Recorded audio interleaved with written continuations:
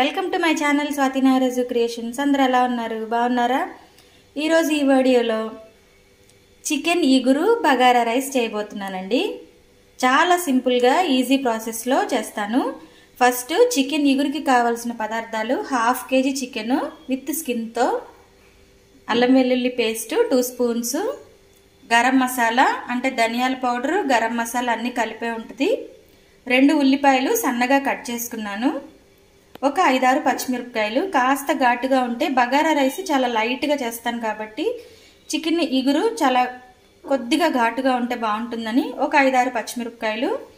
ఇందులోకి కరివేపాకు కొంచెం, కొత్తిమీర కొంచెం అండ్ ఆయిల్.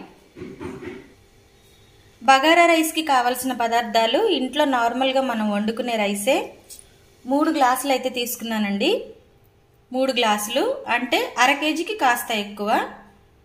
తర్వాత హోల్ స్పైసెస్: బిర్యానీ ఆకు, షాజీరా, లవంగ, అనాస పువ్వు, చెక్క, యాలకులు. ఇవి 2 వేస్తాను, చూపిస్తాను. తర్వాత పుదీనా, కొత్తిమీర, అల్లం వెల్లుల్లి పేస్ట్, 1 టమాటా, 1 ఉల్లిపాయ, 2 పచ్చిమిరపకాయలు, కాస్త పెరుగు. తర్వాత కొంచెం నెయ్యి, ఆయిల్. మరి వీడియో ప్రాసెస్లోకి వెళ్ళిపోదాం. మరైతే వీడియోలోకి వెళ్ళిపోదామండి. నేనైతే 2 ఒకేసారి పెట్టేస్తున్నా. ఇది కర్రీ కోసం పెడుతున్నా అండ్ ఇది బిర్యానీ కోసం, అదే పలావ్ కోసం. స్టవ్ పెట్టేసుకున్నాను, వెలిగించేసుకున్నాను. చికెన్ ఇగురులోకి ఆయిల్ వేస్తున్నాను. దీంతో 4 వేస్తా. 1/2 kg చికెన్.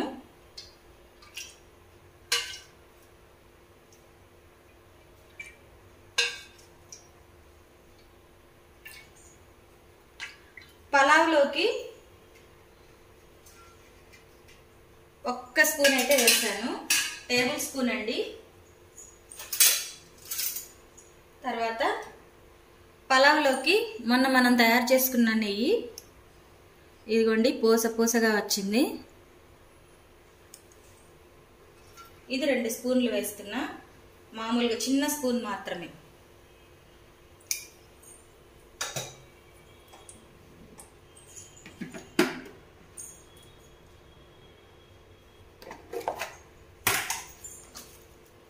రెండు బిర్యానీ ఆకులు,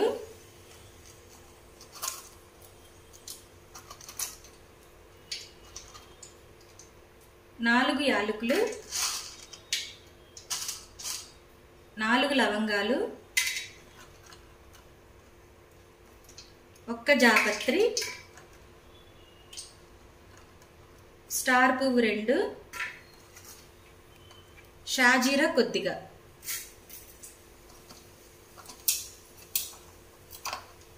సినమిన్ దాల్చిన చెక్క చిన్న ముక్క.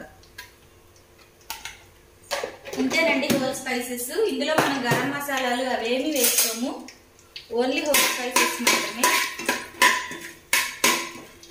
లైట్గా ఫ్రై చేసేసుకున్నాం.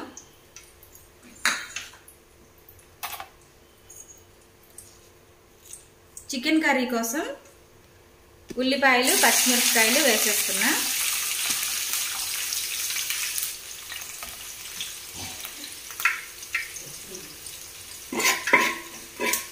హోల్ స్పైసెస్ ఫ్రై అయిపోయినాయండి. ఇప్పుడు ఆనియన్స్ వేసేద్దాం. సన్నగా కట్ చేసుకున్న 1 ఆనియన్, 2 పచ్చిమిరపకాయలు,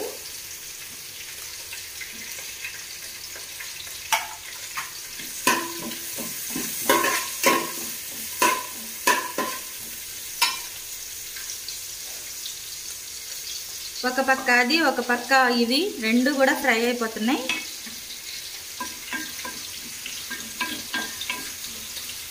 ఆనియన్స్ కొంచెం మంచిగా ఫ్రై అయిన తర్వాత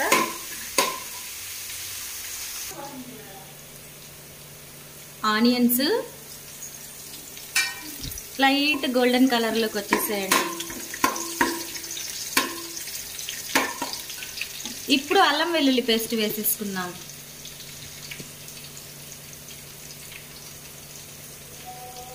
2 స్పూన్స్ అల్లం వెల్లుల్లి పేస్ట్.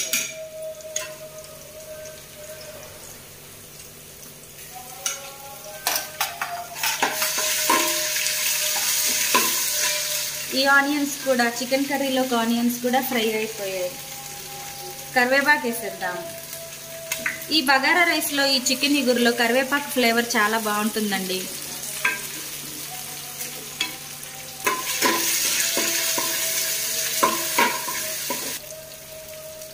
అల్లం వెల్లుల్లిపాయ చక్కగా ఫ్రై అయిపోయింది.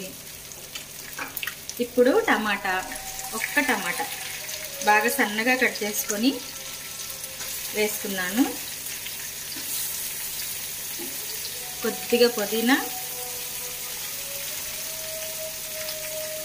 కొత్తిమీర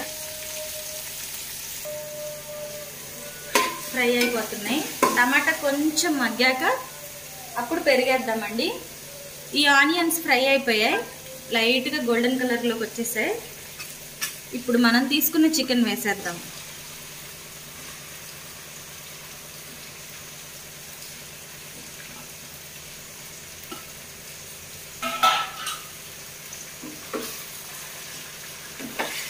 ఈ చికెన్ కూడా ఆయిల్లో ఫ్రై అయ్యేంత వరకు కూడా చక్కగా మగ్గించుకున్నామండి.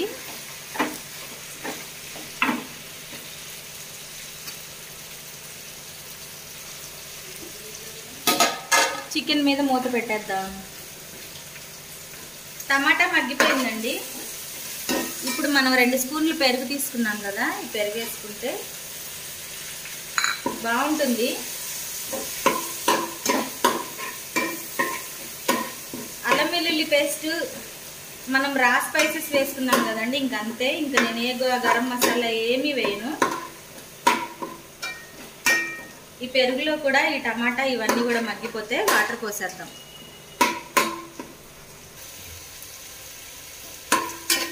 టమాటా పెరుగులో అంతా చక్కగా మగ్గిపోయింది. ఇప్పుడు మనం ఏ కొలతతో అయితే తీసుకున్నామో, ఈ గ్లాస్ అయితే తీసుకున్నాను. 3 గ్లాసులు రైస్ తీసుకున్నాను కాబట్టి 3కి 3 6 గ్లాసులు పోద్దామండి వాటర్.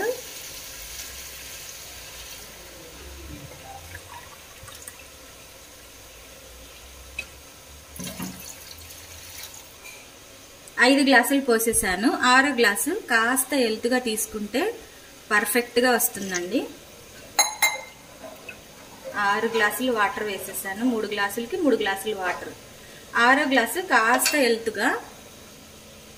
ఇప్పుడు ఈ ఎసర్లోకి, రైస్లోకి సరిపడగా ఉప్పు.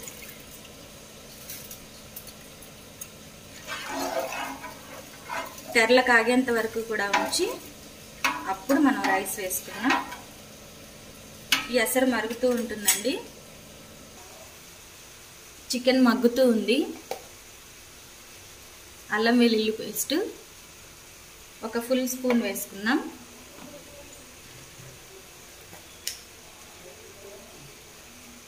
హాఫ్ స్పూన్ పసుపు,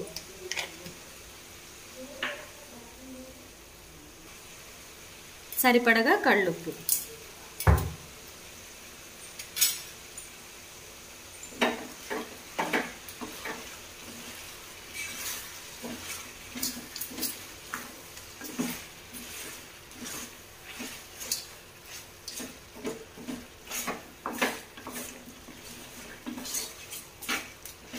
ఈ చికెన్లో ఉండే ఆయిల్, అల్లం వెల్లుల్లి పేస్ట్ అంతా చక్కగా మగ్గిపోయేంత వరకు కూడా మూత పెట్టి మగ్గించేసుకున్నాం. ఎసరైతే మరుగుతూ ఉందండి. చికెన్ ఎంతవరకు వచ్చిందో చూద్దాం. ఇగురు కదండి, వాటర్ ఎక్కువ పోయకూడదు. ఆయిల్ అంతా పైకి వచ్చేసింది. అడుగంటకుండా కలుపుతూ ఉండాలి. వాటర్ ఎక్కువ పోయాం కాబట్టి మంట లో టు మీడియం ఫ్లేమ్లోనే పెట్టుకొని కుక్ చేసుకోవాలండి. చక్కగా వాటర్ అంతా కూడా ఇంకిపోయి ఆయిల్ అనేది పైకి వచ్చేసింది.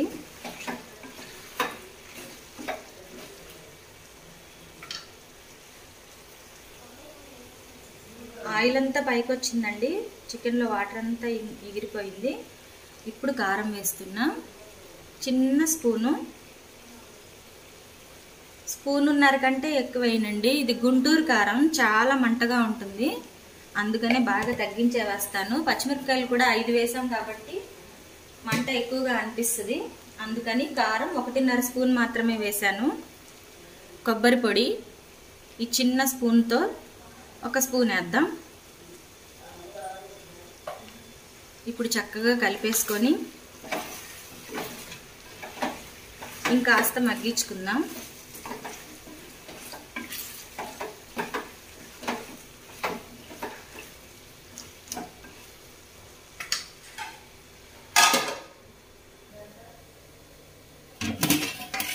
ఎసరు మరిగిపోయిందండి. టేస్ట్ చూసుకుందాం. సాల్ట్ టేస్ట్ కరెక్ట్గా సరిపోయిందండి. ఉప్పు కాస్త ఉప్పగా అనిపించాలి, అప్పుడు రైస్ ఉడికిన తర్వాత కరెక్ట్గా సరిపోతుంది. మనం నానబెట్టుకున్న రైస్ వేసేసుకున్నాం.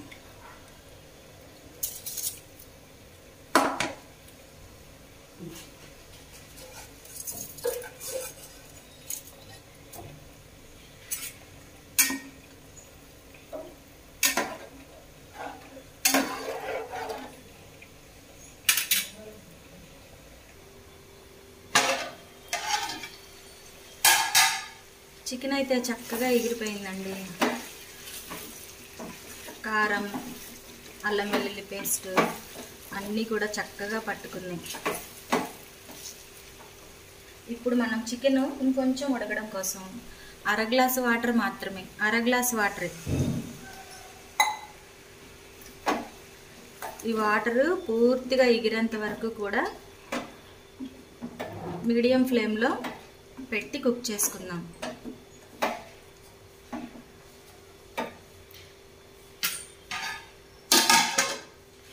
రైస్ కూడా ఉడుకుతుంది.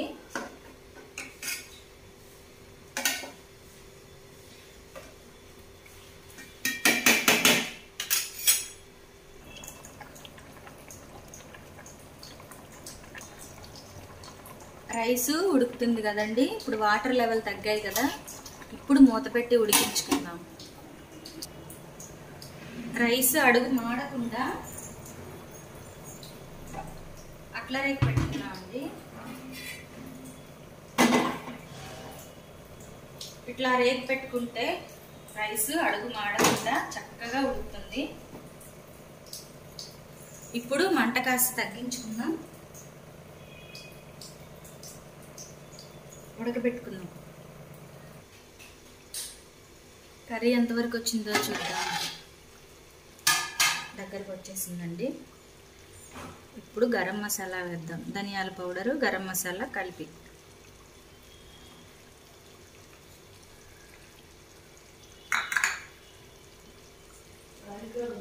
కొత్తిమీర కాస్త ఎక్కువ వేసుకున్నామండి.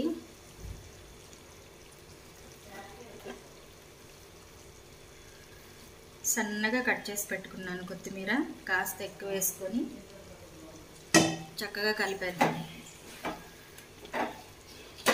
ఇంకా కొంచెం కొద్దిగా లూజ్ ఉంది కాండి, ఇంకా కాస్త గట్టి పడితే కర్రీ అయిపోయినట్టే. ఇంకో పక్క రైస్ కూడా అయిపోతుంది. ఇంకొక 10 మినిట్స్లో రెండు కూడా రెడీ అయిపోతాయి. చాలా ఈజీ అండ్ సింపుల్ ప్రాసెస్ అండి. తప్పకుండా ఈ సంక్రాంతి అప్పుడు మీ ఇంట్లో ట్రై చేయండి.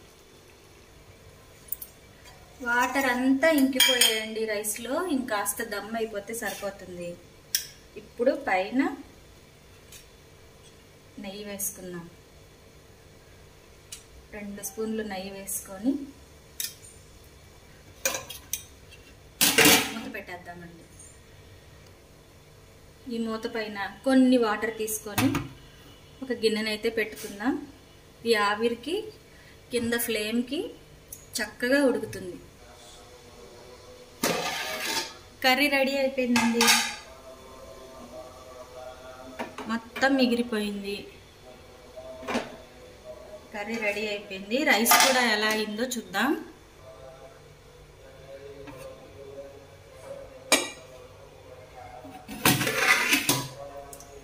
అయిపోయిందండి రైస్ కూడా.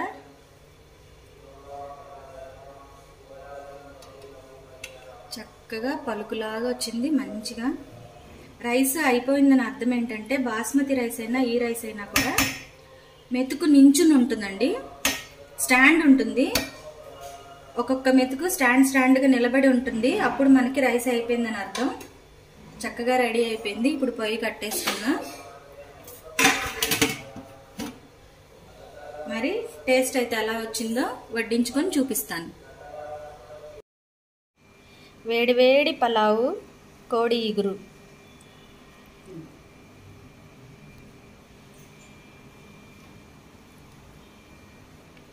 ఎలా ఉందిరా టేస్ట్? అన్నీ సరిపోయాయా? నచ్చిందా అండి? నచ్చితే కనుక తప్పకుండా మీ ఇంట్లో ట్రై చేయండి. మళ్ళీ ఇంకో వీడియోలో మళ్ళీ కలుస్తాను. బాయ్.